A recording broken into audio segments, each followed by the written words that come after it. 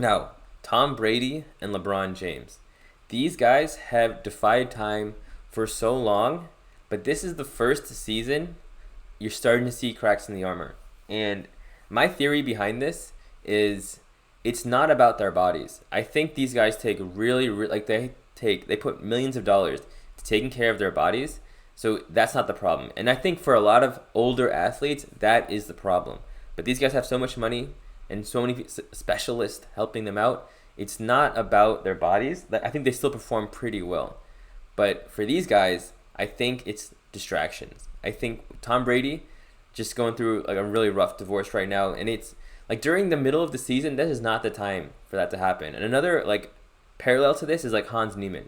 I can't imagine having to play with a lawsuit, with all these accusations. And my take on it real quick is until there is proof that he's cheated, we assume that he's not cheated because it just seems impossible. Yes, it seems like he's gotten really good really fast and he keeps winning everything, but I'm like 99% sure he works really, really hard, and that is why he's getting good. Like, it's not something crazy. It's almost like the Jake Paul thing, too. If you want to tie it all back. Like, people don't want to lose to Hans. They look bad. Hans wants to beat everyone. He has nothing to lose. He's supposed to lose to Magnus. And he works hard. He's not going to get beat. And at some point, like the psychological pressure gets to your opponents. Not all the time. And he's winning these games. Now, flip that around and imagine you have to hold a slightly worse position against Wesley So. You're thinking there, you're in time pressure, and at the back of your head, you have all these people watching, all these people saying, this guy's a cheater, this guy's doing this, chess.com dropping you. Like, it's very hard to focus when you have so many distractions. Another parallel I will say, before I get back, like a tangent on tangent, but playing chess post-breakup is one of the worst ideas and things because you have to sit and think for 5-6 hours twice a day. You know, at some point you're gonna start thinking about that breakup. At some point your mind's gonna wander. It's gonna be your opponent's move. You're gonna walk around. You're gonna be sitting there, and now you're gonna be distracted. You don't want that negative energy in you. Two ways to combat that is one, get over the breakup, then play, or two, I don't know, but be a sociopath, compartmentalize it, put it away. Don't let it affect you. You need to stay 100% locked in. And for Hans, I'm sure that's super difficult. For Tom Brady, it's super difficult. You're super famous. Everyone knows about it. Everyone's posting about it. And then LeBron James, to cap this off, everyone kind of knows it's his final season, and his team isn't putting up production. Like, they're like one of the worst shooting teams in the league. So it's going to be a lot harder to play with this pressure. I think they also started out like 0-5, matching his worst start ever.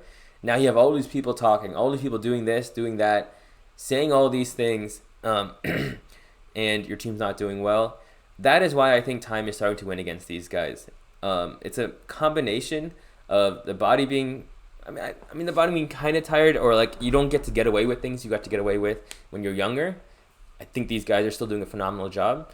But the distractions on top of that are what makes it very hard to perform and do so well at such a high level. You also have to take into account these guys are playing at the highest level of their sports. These are the greatest players. Maybe Hans Neimann not yet, but Tom Brady, LeBron James, and Hans Neimann, like, they are playing good people. Like, Hans is playing Magnus Carlsen, Wesley So, Ferrugia, all these guys who are the top of their field. These little things like distractions, like people talking behind their back, like not being able to focus, that is what makes it hard.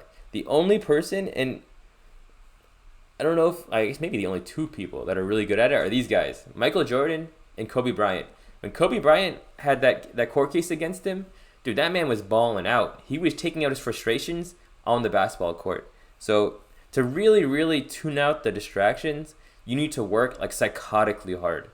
If you are working psychotically hard, like, you already know what to do. You can let your mind wander. Like, Michael Jordan would party, drink, whatever, because he worked so hard. Like, his body knew what to do. So if you're in one of these predicaments where you have a lot of distractions in life, just put on the blinders and focus on your craft, on what you have to do. That is another great way to kind of overcome these obstacles, these problems, and kind of take it to the next level. Okay, and then A couple things about the NBA, NFL that I've seen so far. Nothing super crazy. Right now, every sport seems wide open. Anyone can beat anyone. Another big part of this is injuries. Dude, when I'm watching the NBA, I never, ever know who's playing. There are certain teams that are consistent. The Bucks, Giannis Antetokounmpo will always play. The Celtics, for example, Jason Tatum, Jaylen Brown, these guys are always playing. But you take, for another example, the Lakers. Anthony Davis is sitting out. LeBron James is sitting out. Russell Westbrook be healthy and he's sitting out. Or my personal favorite. Actually, I got two favorites, but one is definitely better than the other. Let's start with the second one. Kawhi Leonard. I mean, this guy is chilling, dude. I don't know, like, when he wants to play, when he doesn't want to play. Like, the last 3 years, when has he consistently played? Like, he's paying millions of dollars. I mean, I don't know how bad the injuries or anything, but I never know when he's playing. I never know when he's hurt. I never know when he's on minutes restriction. It's impossible to, like, bet on the Clippers or watch the Clippers, hoping that they win. And then even better than that is my boy Ben Simmons. I mean, Ben Simmons, like, this is like a case study in, like, sports psychology. What is going on? I mean, if you want to go further on, the Nets are the biggest dumpster fire of history. It's like, okay, so I have this, like, analogy that I've been thinking of. When things are crazy, like even in chess, when the board is crazy, when position is crazy, sometimes it's just good to drink some water. Instead of taking shots of whiskey when things are crazy, or chugging beers or shotgunning beers or whatever, dude, just drink some water. So let me give you an application of this. The Nets fire Steve Nash. The Nets have Kyrie Irving suspended. And what are they going to do? They're trying to hire the coach of the Celtics who has, like, accusations about, we'll just say accusations about other stuff. Dude, when you are already on skates, hiring a coach with suspect character or with stuff in the background, this is not the direction to go. That is taking shots of whiskey.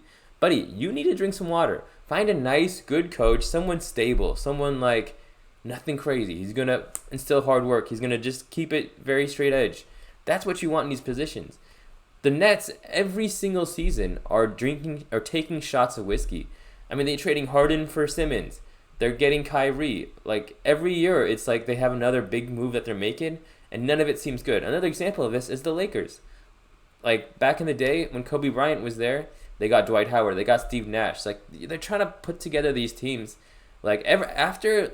I keep going on tangents here. But after the Heat had Bosh, LeBron James, and Dwayne Wade, everyone is trying to put together these super teams, and it's not working. If you look at that team, Chris Bosh, Dwayne Wade, and LeBron James, all these guys were friends. They were already friends. They already had chemistry, and they were all young. They were good, and they were, like, just strong 2700s, if you want to put it in chess terms. Here, you're getting very suspect players. People past their prime, but still kind of good. I mean, you're like, I think the Nets had, like, LaMarcus Aldridge. They had all these big names, but no one that could produce. No young talent. If you want to flip this around, the Cavaliers right now are on fire. They have acquired a lot of young talent, solid players that are still getting better. And they all put them together. They all are, like, the same age, same kind of vibe. There are certain teams that understand that chemistry and fluidity are very important, and they do a good job to do that. And every year, they're going to be good or pretty good. Memphis is another team. Got a lot of good talent. Everyone flows, meshes together. They're all homies. They're doing really well. So that's my take on the NBA. NFL, you're seeing the torch getting passed. I mean, Aaron Rodgers never been this bad before. Shout out to Tom Brady. Just very necessary comeback. I'm just so happy he had that comeback against the Rams. He needed that. The organization needed that. Just so happy for him, especially when things are on fire, when life's in a hurricane. Things like that are what get you back on pace. Never underestimate one game, one day, one action. Sometimes in life, your life can go two different ways. If you can pull this out, it's almost like your life has a whole different trajectory.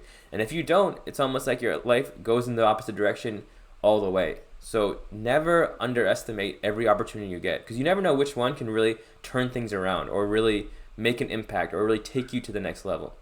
I'm not going to go through, like, all the standings and stuff. Just, like, some overall kind of takes on NBA, NFL. So UFC,